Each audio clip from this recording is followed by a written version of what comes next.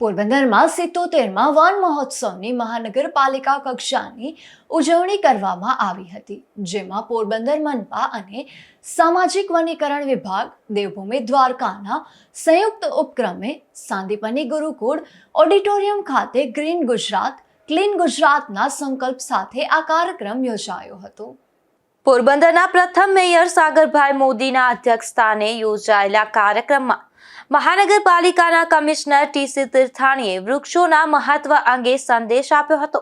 તેમણે જણાવ્યું હતું કે વૃક્ષારોપણ માત્ર ફોટોગ્રાફી પૂરતું ન રહે, પરંતુ જીવનશૈલીનો ભાગ બનવો જોઈએ.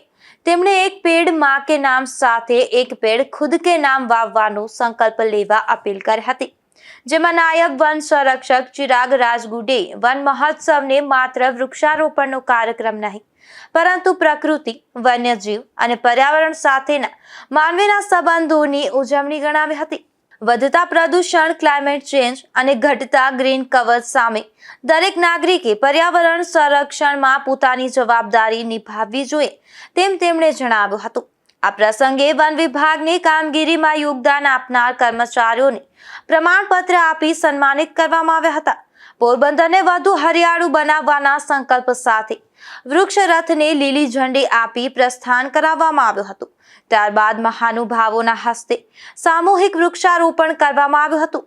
આ કાર્યક્રમમાં સ્ટેન્ડિંગ કમિટીના ચેરમેન વિક્રમભાઈ ઓડેદરા, એસીએફ નીરવ મકવાણા અને શહેર ભાજપ પ્રમુખ લકી રાજવાડા સહિત કોર્પોરેટરો, વન વિભાગના અધિકારીઓ, કર્મચારીઓ, વિદ્યાર્થીઓ અને મોટી સંખ્યામાં નાગરિકો ઉપસ્થિત રહ્યા હતા.